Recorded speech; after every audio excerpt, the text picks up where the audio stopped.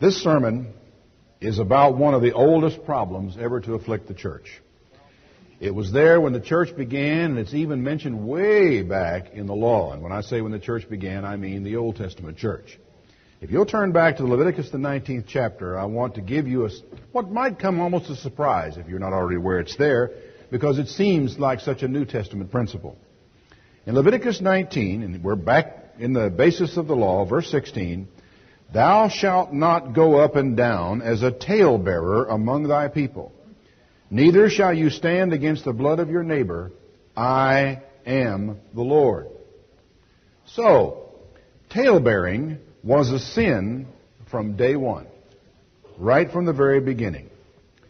It is absolutely impossible to overstate the hurt that has been experienced and the harm that has been done, the damage done by talebearing to the church and to people in the church.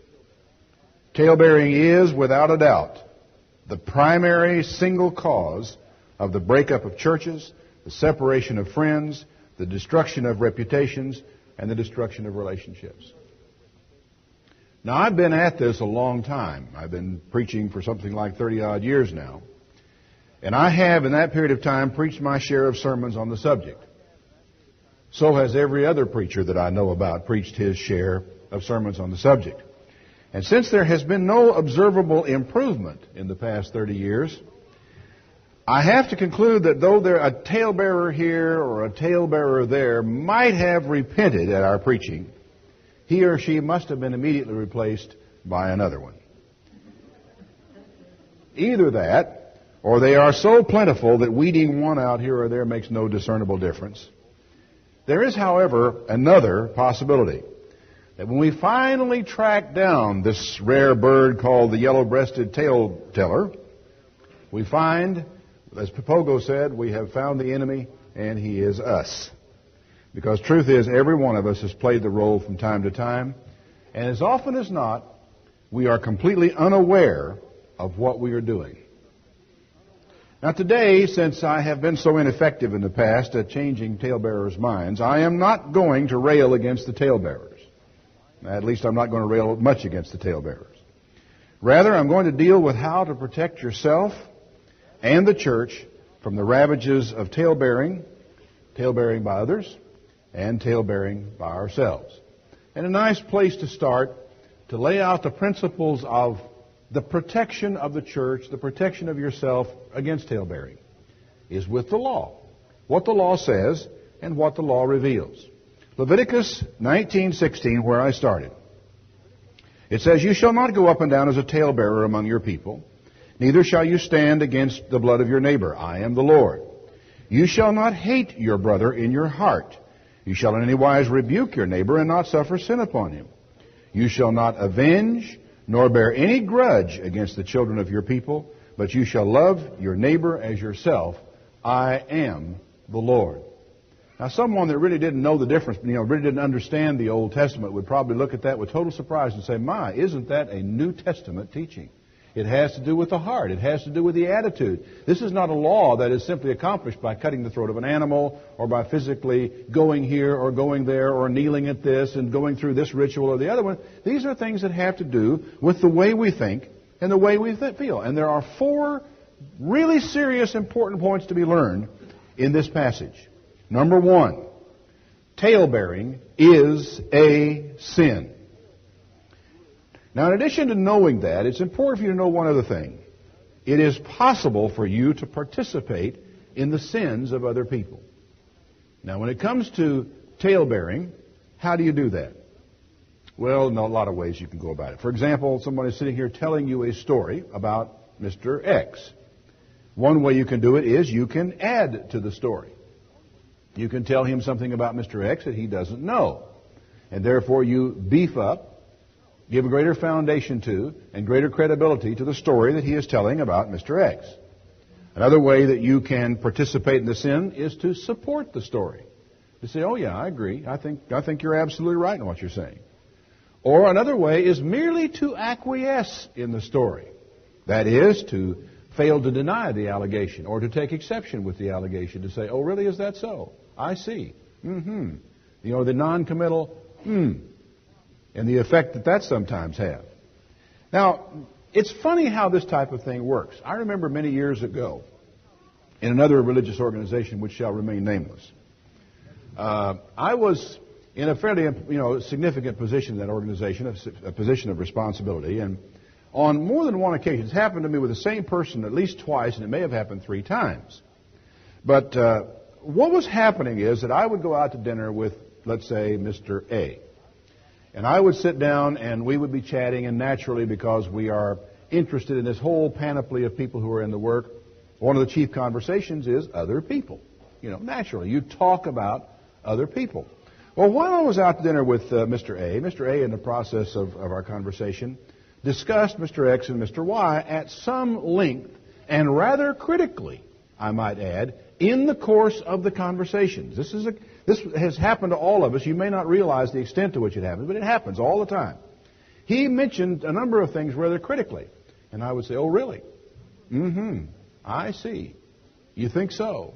Trying to be non-committal and not necessarily agreeing with anything he said, okay? That dinner passes. A week goes by, 2 weeks, 3 weeks, a month, and I've forgotten the whole incident. Mr. X one day shows up in my office and says, I've heard that you have been saying some very negative things about me and Mr. Y. And I said, what? And it took me forever to realize. In fact, I was out of that organization down here in Tyler, Texas, when finally someone explained to me what was going on back there. What was going on is that I would go to dinner, or I would be sitting in the faculty locker room talking with Mr. A over here. And don't mean Mr. Armstrong, by the way. It's somebody totally different. All the names are disguised to protect the guilty. And I would talk with him. He would then go to Mr. X or Mr. Y and would attribute to me the things that he felt about them, which they then began to feel badly toward me because they assumed that I shared his feelings. Now, in 1 or 2 areas, that probably was true that I did share his feelings. But I didn't share the whole panoply of feelings that he had attributed to me. Now, there's one thing you need to understand about talebearers. That by listening to the story, doing nothing except listening to the story, you will become a part of the story.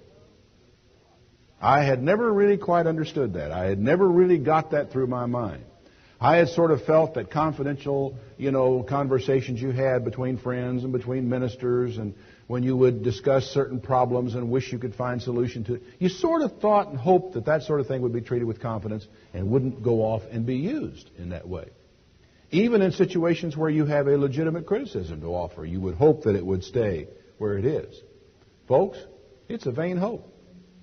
It's a vain hope. But by listening to a talebearer, you can be sure that you will become a part of the story. So be very careful about this, because talebearing is a sin, and it's possible for you to participate in the sins of others. The second thing to learn from this passage of Scripture is that hatred is a sin. Notice it says in verse 17, you shall not hate your brother in your heart. You shall in any wise rebuke your neighbor and not suffer sin upon him, or in the margin says that you bear not sin for him. In other words, if the guy's wrong, go to him and tell him. That's as simple as that. But it says categorically, you shall not hate your brother. Therefore, if you hate your brother, you have broken a law that says thou shalt not, and you're guilty of sin. Now, who do you hate? Be careful now. Let's analyze it. Of all the people you know, there's a lot of them out there, right? Of all the people you know, which of those people has done you the most harm? There's somebody out there that's hurt you. There's somebody out there that's harmed you. There's somebody out there that in some way has damaged you, damaged your reputation, interfered with relationships, and so forth. Who is that? Do you wish her ill or him ill? Would you secretly feel satisfaction if he was hurt? Especially if he was hurt in the way that he had caused you to be hurt. Would you secretly feel a sense of satisfaction? Now, I don't know if I can adequately define hate, because if you had come up to me, who do you hate? I'd say, I don't hate anybody. But we start getting down to the question of, who is there that has hurt you? How do you feel about that person who has hurt you? Do you wish that person ill? Be careful, don't lie. Because the most tempting, oh no, I don't wish him any ill, and I hope his life, I just want to forget about him, and so forth. And along comes somebody and says, did you hear that he lost his job, and that he's out of work, and he's losing his house? Are you ever tempted to say, well, I guess justice does take place, doesn't it? Now, I don't mean that means that you're hating somebody. I just mean that we tend to kind of soft pedal our own hate, maybe, and recognize the hate of other people. Now, it is possible for you to hate someone. That being the case, is it possible that the talebearer who has come to you about Mr. R's sins over here actually hates that man or resents him? Sure, it's possible that the motivation for talebearing can be a secret hatred for the person that you're bearing the tale about. Now, I can guarantee you, though, that the person who comes to you with the tale about Mr. R will tell you that he really thinks Mr. R is a fine man, and he actually likes him personally. It's just unfortunate that it's gotten down to this, and we really need to pray for him. He will not admit that he hates him. Because actually to admit the hatred means that you acknowledge that your testimony about him may be biased, and so the talebearing becomes pointless.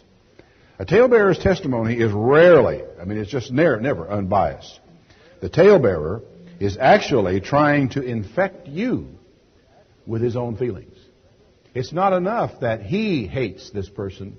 He wants you to feel badly about this person as well, and to share the same feelings. And so consequently, talebearing is a sin, hatred is a sin, and remember, it is possible to participate in the sins of other people. Paul warned, Timothy on one occasion. He said, you be careful about laying hands suddenly on people. He said, you could become a partaker of other men's sins in the process of actually ordaining a man in the ministry who's got problems of one sort or another. So the possibility of partaking in another person's sins is there. And we can sure do it in this way. The third thing to learn from this is that the bearing of a grudge is sin. Verse 18, you shall not avenge nor bear any grudge against the children of your people. A grudge are feelings of resentment, of feelings of ill will, of feelings of wanting to get back, a feeling of not really being satisfied until finally somewhere justice is done where this person is concerned. Don't bear a grudge. Isn't it possible that people who come around talebearing are doing so because they bear a grudge against the person they're talking about? I would say there is a high level of probability that it is so. Resentment, hatred, a grudge, some perceived wrong. Why is the talebearer telling you this? What does the talebearer want? It is a question that really ought to cross our minds from time to time. I don't think any of us are sophisticated enough to do some kind of psychoanalysis and decide, well, I think this person's got low self-esteem. And this person is trying to feel more important by having information that you don't have and by sharing that information with you. Or maybe this person is sharing this information with you in the hope that he can trigger you to share some more information with him, which gives him more information to take to someone else. And since he's a big source of information, he becomes much more important. Yeah, it happens. We're not sophisticated enough to analyze all that, but we are sophisticated enough that we ought to be able to sit there when somebody starts telling us something and say to ourselves, this person's bearing tales. What is it that she wants? What is it that he's after? Where are we going with all of this? It's not an unfair question, frankly, a time for you to ask a person who's telling you something about like this, saying, hey, why are you telling me this? It's a legitimate question for you to ask. The fourth thing to gain from this is that last thing that says, you shall love your neighbor as yourself. Now let me ask you, is it possible for you to fulfill this commandment while you are bearing a tale?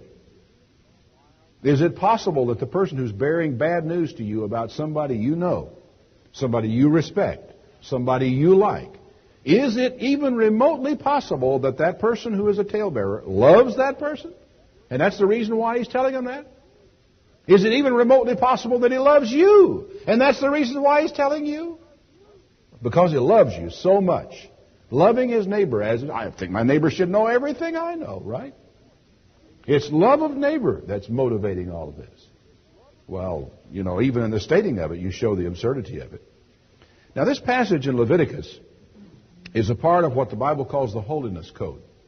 Earlier in this same chapter, God says, you will be holy as I am holy. And then He begins to lay out certain laws. And it's surprising how many of these things have to do with the way we relate to one another, with the way we actually get along with human beings. And I would have to conclude by that then, is that you can't be considered holy by God if you can't get along with and relate well with your neighbor or your brother in the church or whoever it is may be. Now back in Hebrews, the 12th chapter, there is a striking little statement about this.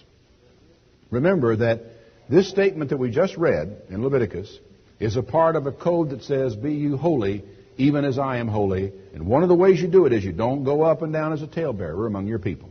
So far, so good. Hebrews 12 and verse 14. Follow peace with all men and holiness, without which no man shall see the Lord. Now, holiness, I don't know what, I guess people have their own definitions of what holiness means. But when you go back and read through the Old Testament, it says, be you holy, do this. I think we can conclude we've gotten down to brass tacks of what it's talking about. So he says, follow holiness, without which no man shall see the Lord. So if you want to see God, you're going to have to make certain changes in the way you deal with your fellow man. And then he says, looking diligently. In other words, keep your eyes open and watch carefully, lest any man fall of the grace of, or fail of the grace of God, lest any root of bitterness springing up trouble you, and thereby many be defiled. There is, in some people, an inexplicable root of bitterness. They are bitter. I think in many cases they do not know why they are bitter. They might, if they went under extensive analysis and had somebody sit and talk with them by the hour and work their way back through feelings that they've forgotten, there may be some place of understanding that bitterness in their background.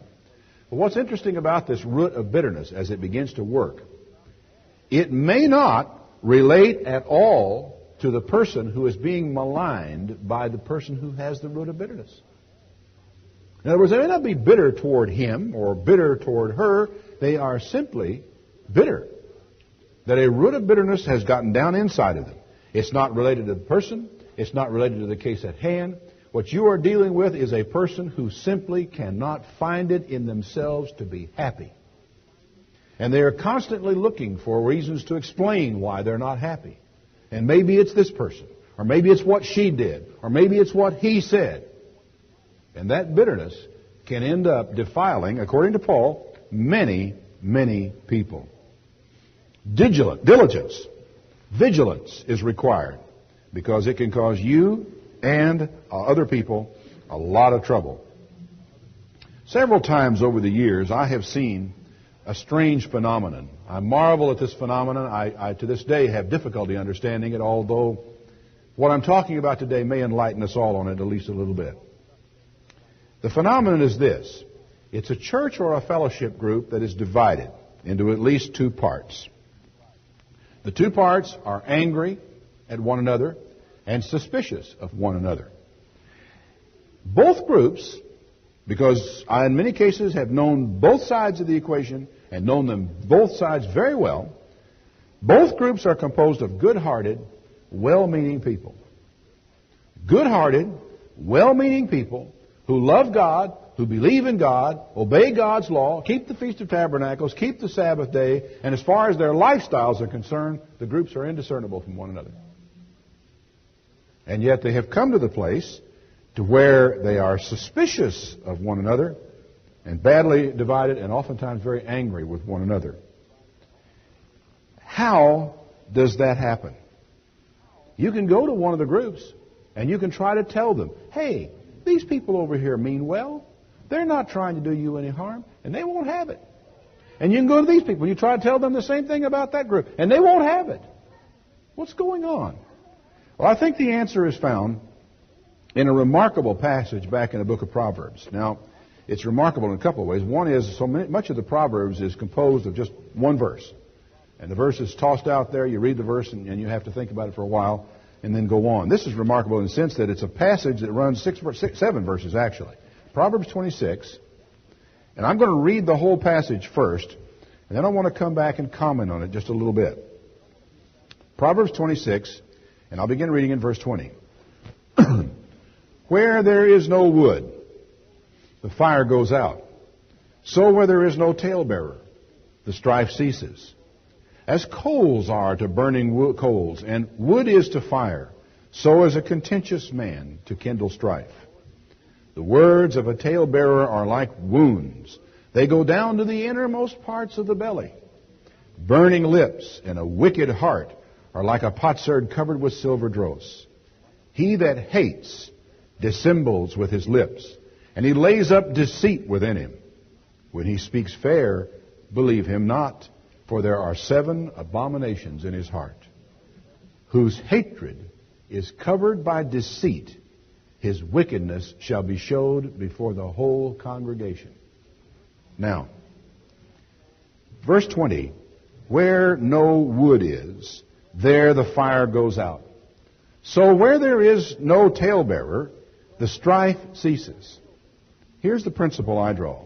Therefore, when reasonable men are being unreasonable, you can be certain that there is a talebearer in the woodpile. If there were not, the whole thing would fizzle out. For 2 groups of reasonable, good-hearted, kindly-hearted people who really are both Christians, and this is a phenomenon we've seen again and again down here in Tyler. You have a church that divides down the middle, and they can't stand one another, and both sides of it love us. Of course, we're so lovable, I mean, that's understandable, but you see what I'm driving at. When reasonable people like that are being unreasonable, there has got to be a talebearer out there somewhere. Now, the temptation is, let's go on a search and destroy mission. Let's find this talebearer, and let's eliminate this person who's causing all the trouble in the church. Oh, no. Jesus would say to you, no, you don't know what spirit it is you're of. I have come to save men's lives, not to destroy them. And he gave them a parable of wheat and tares. A man planted his field full of wheat, and overnight an enemy came and sowed tares among the wheat. And when they all came up, it was all there together, and his servant says, look what the enemy has done. Let's go root up the tares. He says, no. You're going to tear up wheat in the process, and you'll wreck the whole crop. Leave it there. We'll sort it out later. And the truth is, we don't need to be out there trying to eliminate the talebearer. For they are people who are hurting. They are people who are confused. And I'll tell you what, folks, sometimes they're us. So let's don't get too quick to go jerking around at roots of plants and what have you, trying to do these things. The talebearer has problems and needs help. And one objective, though, that we need is to neutralize the talebearer, not to eliminate. That is to render the talebearer ineffective, even if it's us in the process. The next verse, verse 21. As coals are to burning coals, and as wood to fire, so is a contentious man to kindle strife. Now, something you want to know. The talebearer is not necessarily the contentious man. We go through phases in our lifetime. And there are phases, I think, in many of our lives when we are fairly calm and peaceable people and easy to get along with. Live and let live would probably best describe our philosophy of life. Then there may be a phase of life when we like nothing better than a good fight, good argument. I'm describing myself to some extent in this because I went through a phase when I was a younger man when I said, live and let live, who cares? Then I came to the place where I love the combat. I'm talking about verbal combat, intellectual combat. I don't like fisticuffs. It's hard on the dental work. I'd much rather have an argument than a fist fight any day. And I went through a phase of my life where I enjoyed the cut and thrust of debate. You know, give me a good argument so I can cut it to pieces and have a lot of fun with it. And then I've come, I think, to a later stage of my life where I'm kind of weary of the whole thing, and I just soon let the younger guys fight it out if they want to.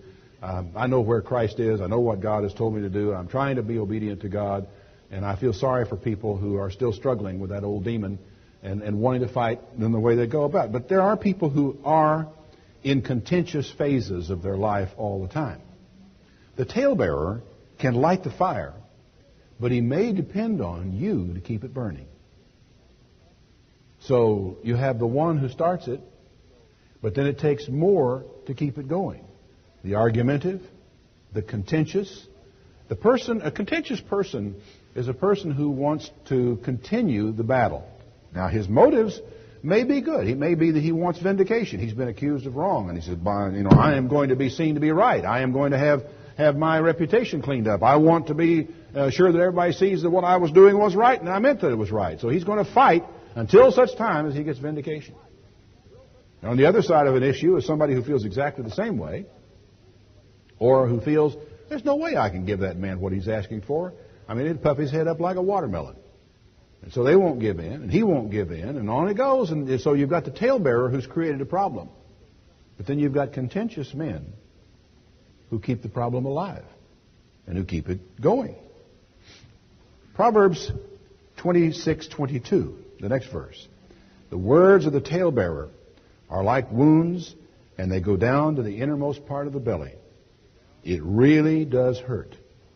And it will keep on hurting, and it will keep on cutting. You get a sword stuck into you or a knife stuck into you, and you take off walking down the street, if you don't pull it out, the thing's going to keep on cutting, and every step you take, it's going to dig deeper or cut sideways or cut more hack. The more you just keep on with it in there, and you're going to keep on doing more damage. These things need to be dealt with, and the things that I want to talk to you about today are some ways in which these things can be dealt with. Verse 24, he that hates dissembles with his lips and lays up deceit within him.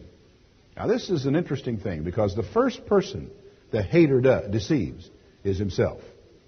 The first person we always lie to, is ourselves. We always tell the first lie here so that we can start convincing ourselves that we're really in a good spirit and it's the other guy that's at fault. So the guy who hates will dissemble. He will pretend with his lips. He will tell you how much he loves the person whose reputation he is tearing to shreds. Again and again. When he speaks fair, don't believe him. There are 7 abominations in his heart. All this conversation about how much he loves the person, how much he cares about the person, how we ought to pray for the person. All of this is just so much window dressing to cover up the 7 abominations in the heart. Whose hatred is covered by deceit, his wickedness shall be showed before the whole congregation. And now we come down to one of the primary tools I want to give you today, or actually one of the primary defenses. The most important thing that a talebearer has got, the thing that makes possible the damage that they ultimately do, I will call the talebearer's cloak.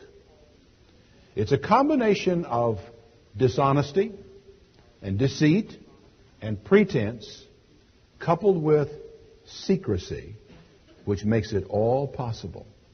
Secrecy, otherwise called discretion.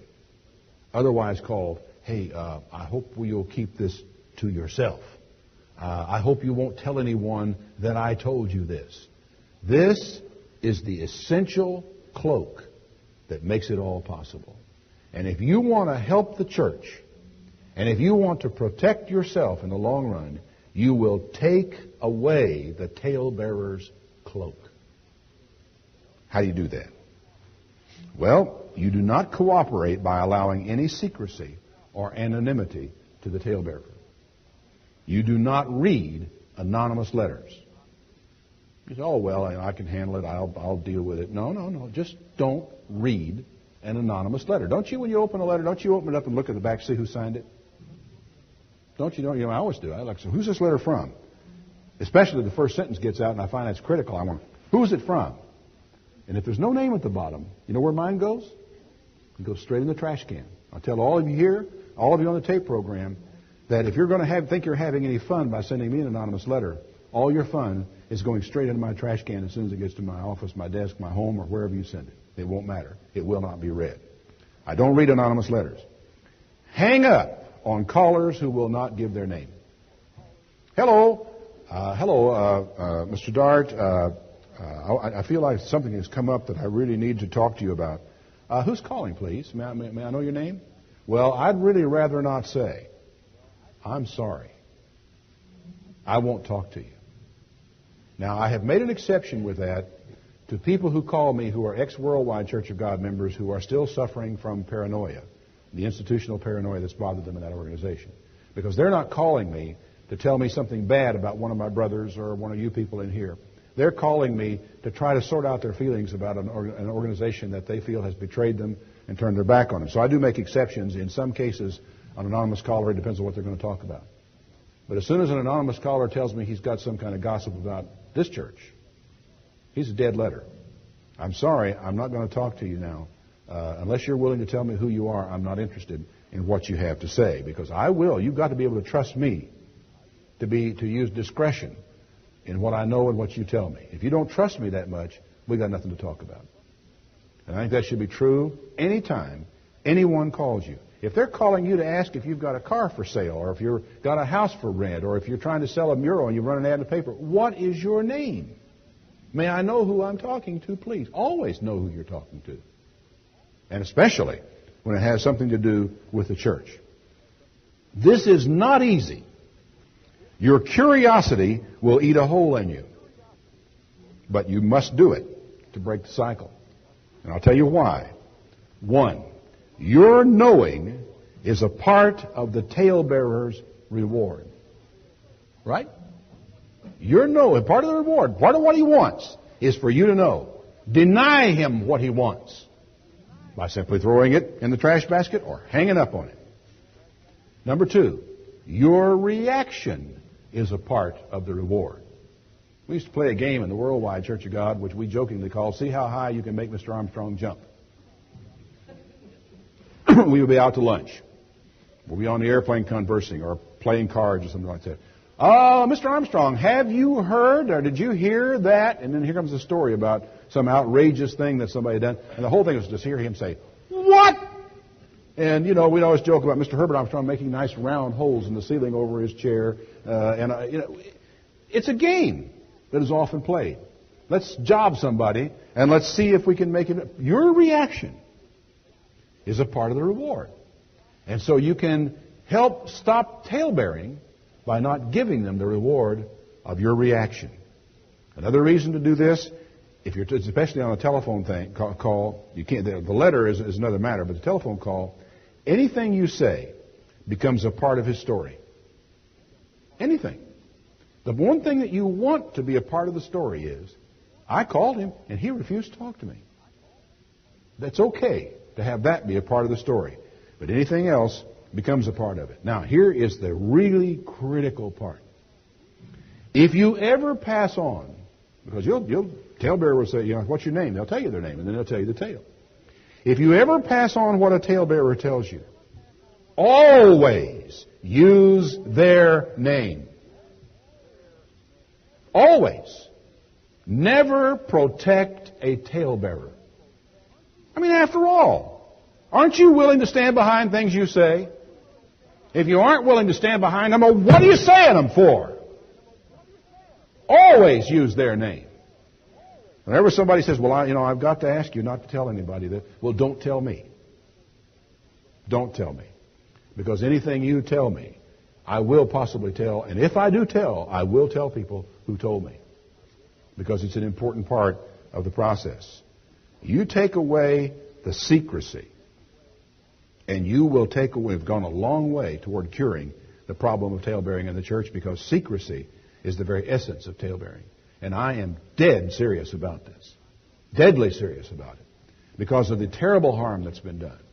All the way out to wrecking people's lives, all the way to bringing people to the brink of suicide and perhaps even beyond, because of what some talebearer has done, some story some talebearer has told. And the way in which the rest of us have handled some of those things. Now, as long as we're in the book of Proverbs, I'd like to maybe draw a few more lessons. Turn back to chapter 6, if you would. Proverbs chapter 6. And verse 12. A naughty person, a wicked man, walks with a perverse mouth. He winks with his eyes. He speaks with his feet. He teaches with his fingers. I mean, this description is unbelievable of the kind of person that we're talking about. Perverseness is in his heart. He devises mischief continually. He sows discord. You know, imagine the sower in his seed, going and got a basket of seed, going singing out through the field, scattering seed all, just having a wonderful day, a great time. This is the way some people are of discord. They're just merry sowers of discord. It's the way they live their life. It's hard for you. It really is hard for you to believe this. That there really are people who actually think about, you notice he devises mischief continually. It's hard for you to believe that there are people who really do that. There are. There are. Do you think that they believe that they're continually devising mischief? No. No, they don't. They think they're just as good as you are, just a kind Christian person, never would hurt a fly, that they really do love the people that they're destroying. Oh, yeah. But there still are people like this. Therefore shall his calamity come suddenly. Therefore shall he be broken, and that without remedy. There are 6 things God hates. 7 that are an abomination to him. A proud look, a lying tongue, hands that shed innocent blood, a heart that devises wicked imaginations, feet that are swift in running to mischief, a false witness that speaks lies, and look at the last one. The 7th, the one that is an abomination particularly to God. He that sows discord among brethren. And if there's one thing that the talebearer does, be it some person out there, or be it you, or be it me, where we mean well and do something foolish, what we are doing is sowing discord among brethren, and it is something that God absolutely hates. Turn back a little further to Proverbs, the 11th chapter. Proverbs 11 and verse 9. A hypocrite with his mouth destroys his neighbor. Just destroys him. Just wipes his neighbor out. It's possible to destroy a person with your mouth. Through knowledge, the just will be delivered. When it goes well with the righteous, the city rejoices, and when the wicked perish, there is shouting. By the blessing of the upright, the city is exalted, but it is overthrown by the mouth of the wicked. By the blessing of the upright, the church is exalted, but it can be overthrown, split, divided by the mouth of the wicked. He that is void of wisdom despises. That means looks down upon his neighbor. I don't know if you understand that. Because usually we go through life, we manage to find a few people along the way that we can look down on, or look down at, or consider as being a little bit beneath us. This word despise doesn't mean hate. It means simply to look down on. He that is void of wisdom looks down on his neighbor, but a man of understanding holds his peace. Now, these things are often arranged in couplets so that the one part elaborates the other. And what it is saying is the man that is void of wisdom speaks down upon his neighbor. He despises his neighbor with what he says, while a man of understanding keeps his mouth shut. It's the old thing of saying, well, if you can't say something good about somebody, don't say anything at all. Finally, a talebearer reveals secrets, but he that is of a faithful spirit conceals the matter. There is one thing that you can do. If you haven't succeeded at anything I've told you up until this time, you can at least let it stop with you. Just stop it right there. It doesn't. I mean, you may have given the talebearer some satisfaction. You may even have added to his story, but at least you aren't going to take it and carry it on to somebody else. Proverbs 17:9 is another one that says, he that covers a transgression seeks love. You know, it's really okay to conceal a matter. And it's okay to cover a transgression. He that repeats a matter separates very friends.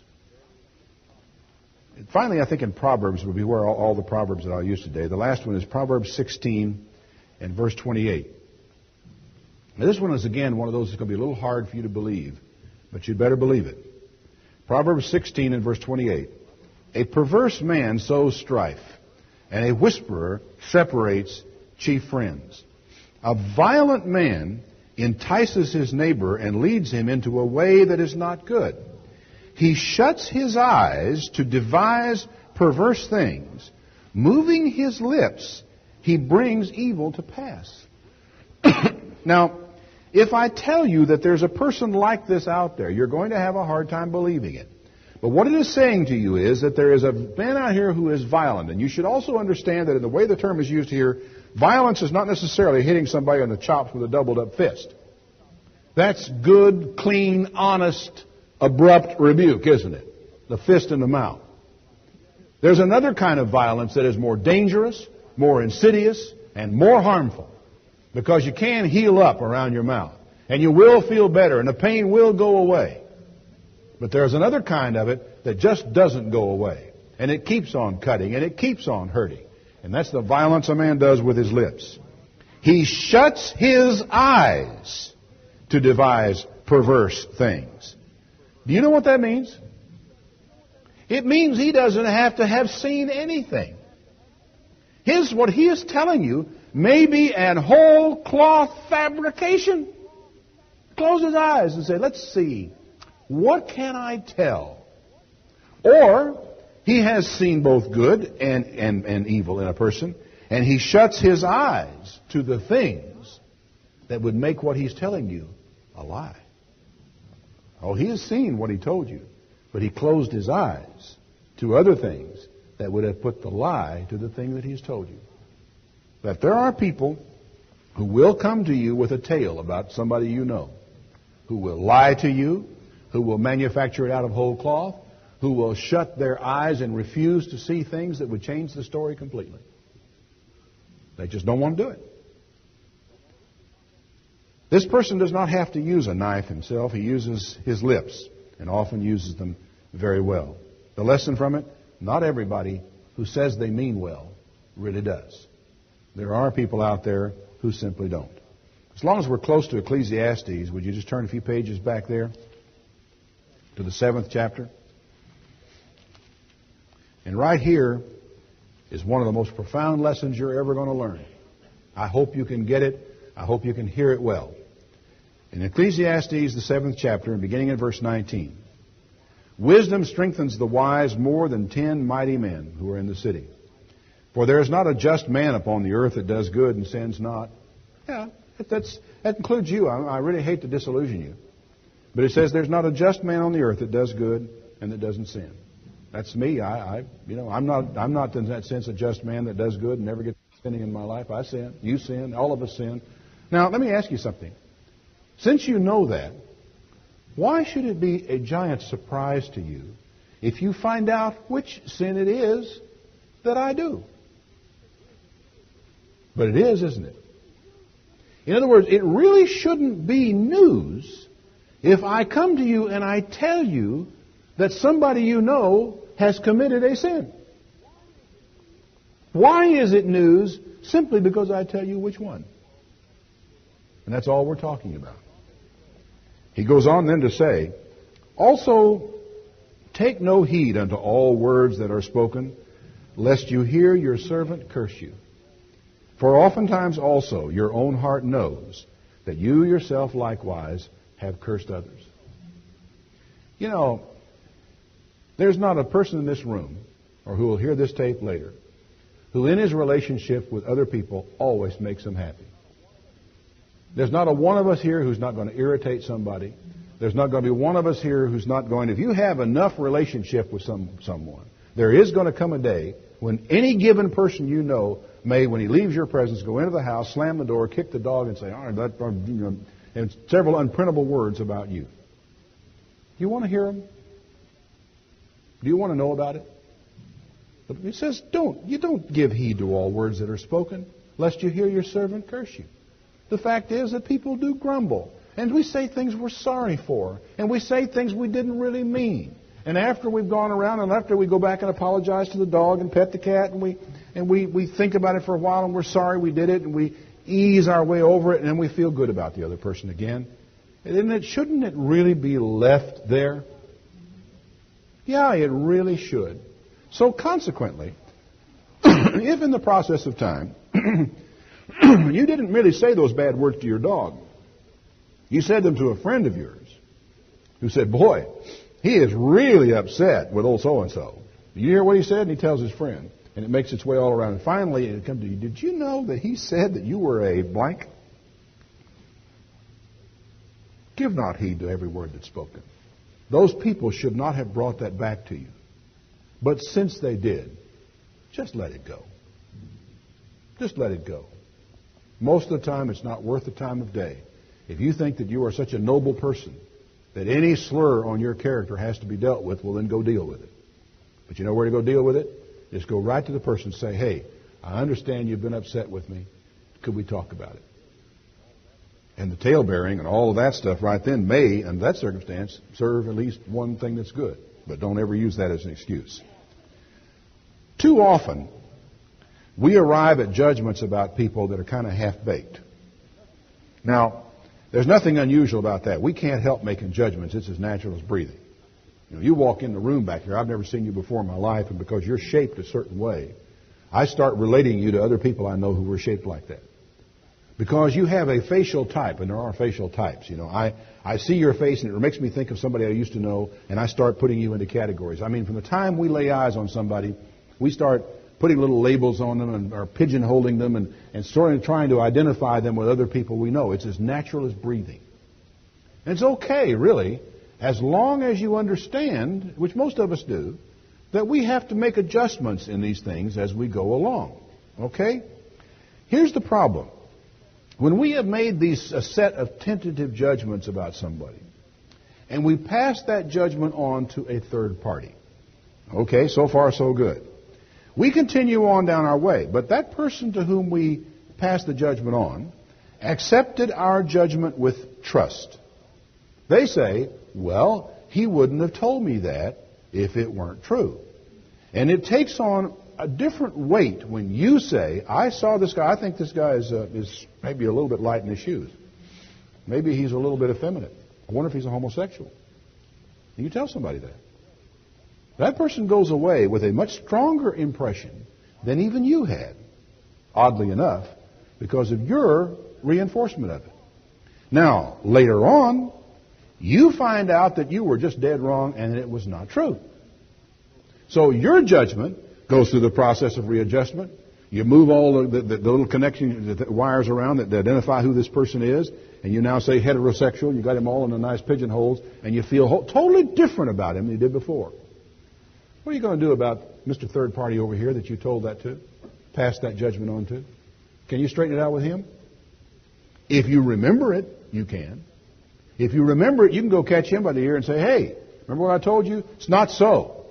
And I'm sorry I told you that. I shouldn't have told you that. Don't want you thinking that anymore. You probably straighten him out. But what are you going to do about the 5 people he told? And the 5 people each one of them told? What are you going to do about all them? You see what I mean? That we understand that the judgment is tentative. And he may even have passed it on as a tentative judgment. But once we let those things out, once we let them get out in the population, as it were, you can never get them back. So you really need to be careful about passing on judgments. How can you retract or correct what you have said to others when there's a second and third generation of people now who have heard it? Words are like viruses. Once they're passed on, you can't take them back. Now, you probably have noticed this phenomenon, that a joke will come on the scene. I've actually seen it where somebody in my immediate environs has invented one that none of us had ever heard before. And it won't be very many weeks before you'll hear that on Johnny Carson or some other place, because jokes don't really have to take wings. Sometimes just a little exercise. Sit down with a pad and a piece of paper and imagine that you have suddenly heard the funniest joke in the history of the world. How many people are you going to tell that joke to in the next 7 days? Just put a number down there. And then make a guess as to how many people do you think each one of those people will tell. Maybe we should shorten this time, but let's say the next 3 days. How many people will you tell in 3 days? And how many people will each of them tell in 3 days? And then just make the mathematical progression out and see how quick it takes to cover every person in the United States. I think it's about 8 days, something like that we actually wind up getting information like that out to the whole populace. It's incredible. Well, your story about your best friend may not be good enough to go that fast, but the principle works the same way.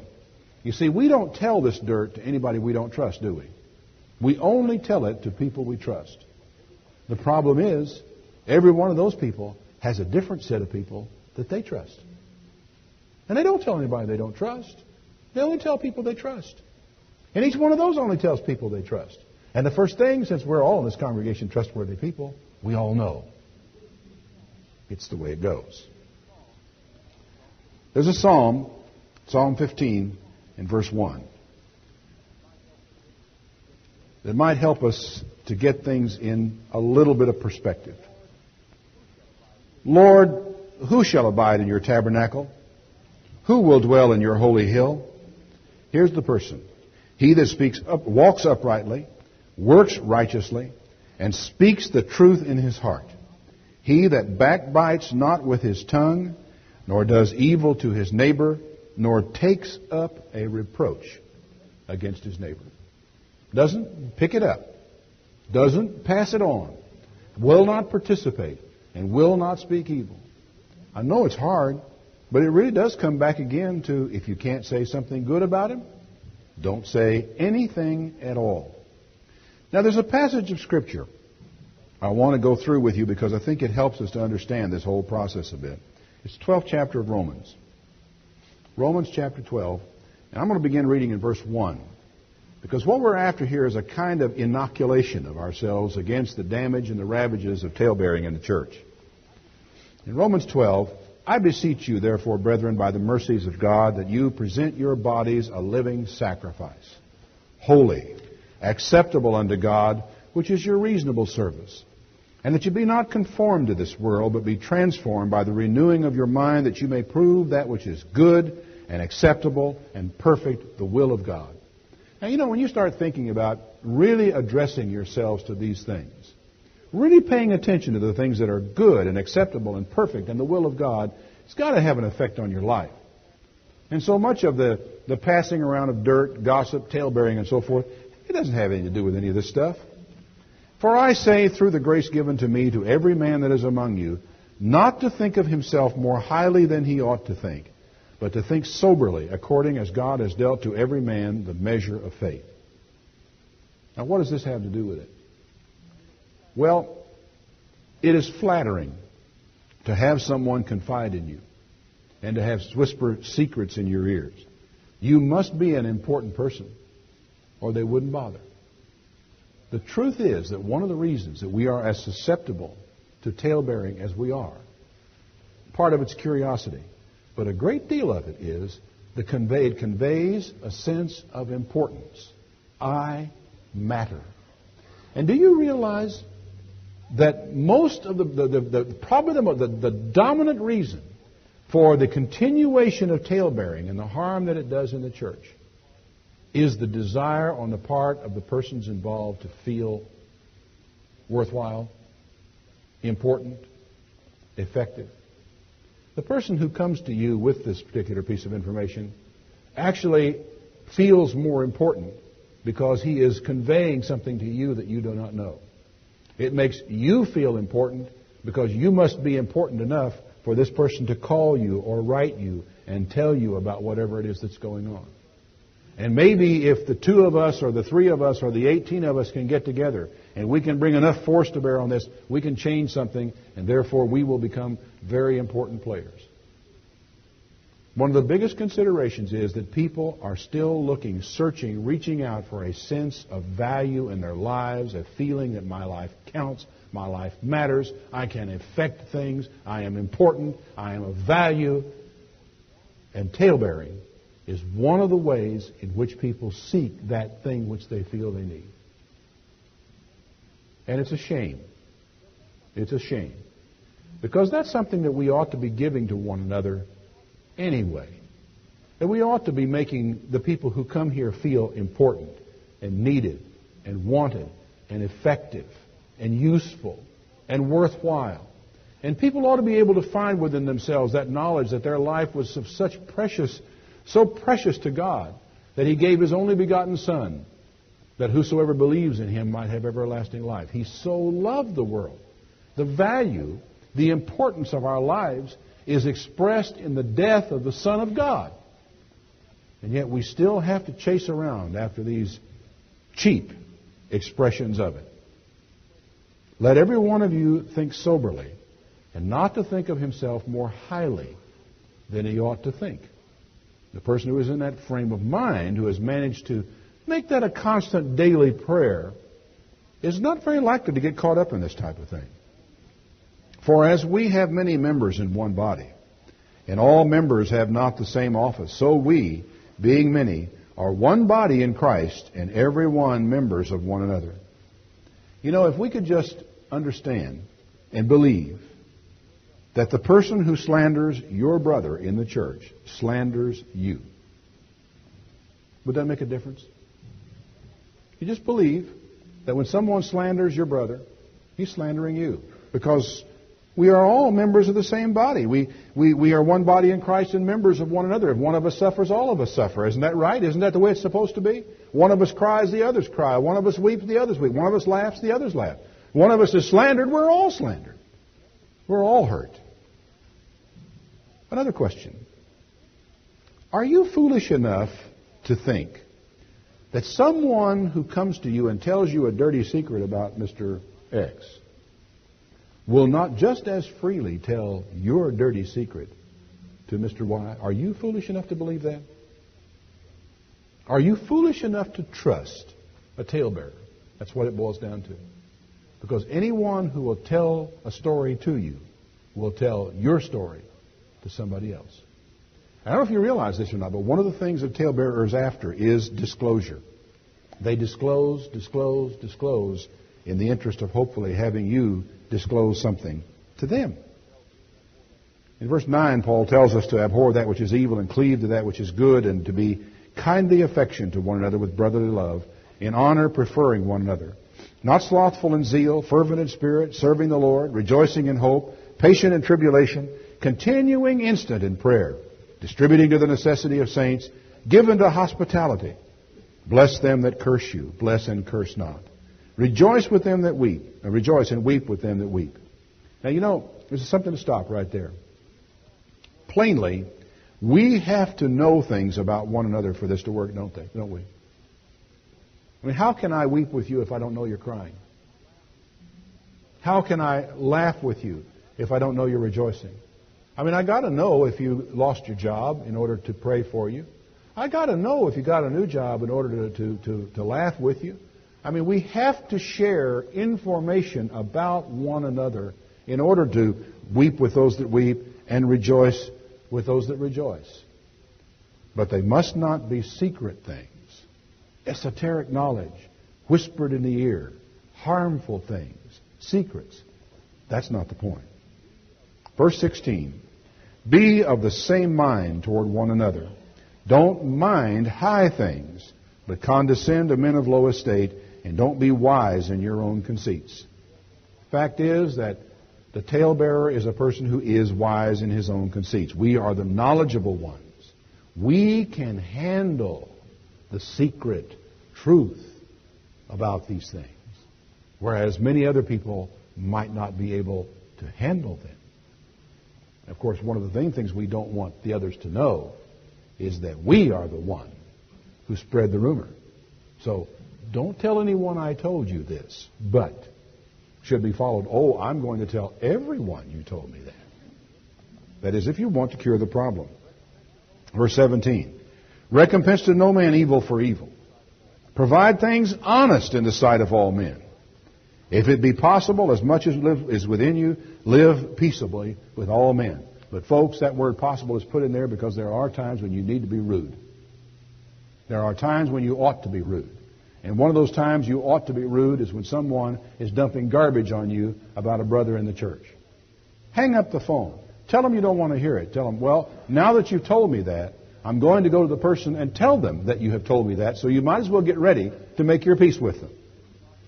Dearly beloved, avenge not yourselves, but give place to wrath, for it is written, vengeance is mine, I will repay, saith the Lord. Therefore, if your enemy is hungry, tell his story to somebody else. Right? If he's thirsty, well, let somebody else know. No. If your enemy is hungry, feed him. If he thirsts, give him drink. Don't go tattling about your enemy all over the church. Don't go looking for other people to get on your side and against him. If he's hungry, feed him. If he's thirsty, give him drink. For in so doing, you will heap coals of fire on his head. Ah, you really want to get even? You really want him to hurt? Give him something to drink. Give him something to eat. Help him out. Return good for evil. It then says, and this is one of the most powerful scriptures if you really understand what this is saying, be not overcome of evil, but overcome evil with good. Now I want you to think about something very careful. It's painful to admit, but there are evil people in the world. It's even more painful to admit that from time to time there are evil people who come to church.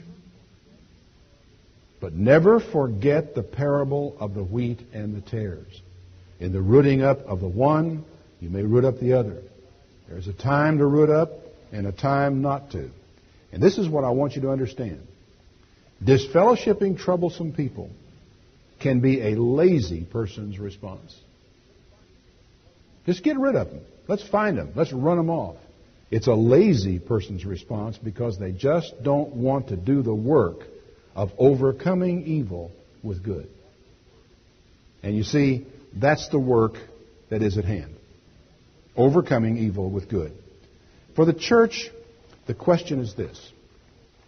Shall we be a petty, small-minded people, upset by every wind of gossip that blows through the church? Or can we be bigger than that? Can we be children of God, confident and secure, and who go about week in and week out the task of overcoming evil with good?